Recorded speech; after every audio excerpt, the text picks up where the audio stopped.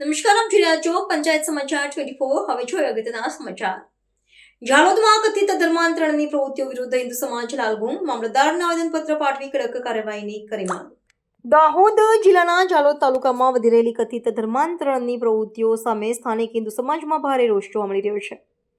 ઝાલોદ તાલુકાના હિન્દુ સમાજના વિવિધ સંગઠનો અને અગ્રણીઓ મોટી સંખ્યામાં એકત્ર થઈ મામલતદાર કચેરીએ પહોંચ્યા હતા, જે તેમણે મામલતદારને સંબોધીને એક વિસ્તૃત આવેદનપત્ર સુપરત કર્યું હતું।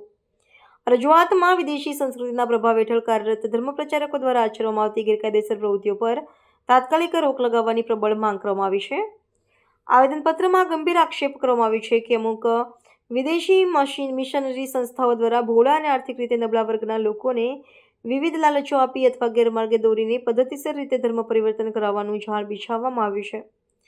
અગ્રણીઓએ રજૂઆત કરી હતી કે આવી પ્રવૃત્તિઓથી સનાતન સંસ્કૃતિને વર્ષો જૂના સામાજિક સંતુલનને મોટું નુકસાન પહોંચી રહ્યું છે। ખાસ કરીને અંતરિયાળ ગ્રામીણ વિસ્તારોમાં ધર્મ પરિવર્તનની પ્રવૃત્તિઓ સતત વધી રહી હોવાથી સ્થાનિકોમાં ઊંડો અસંતોષ પ્રવર્તી રહ્યો છે। હિન્દુ સમાજમાં આગેવાનોએ વહીવટીતંત્ર પાસે માંગણી કરી હતી કે ધર્મ પરિવર્તન કરાવનારા તત્વો વિરુદ્ધ ઊંડી તપાસ હાથ ધરી કાયદાકીય શિકંજો કસવામાં આવે।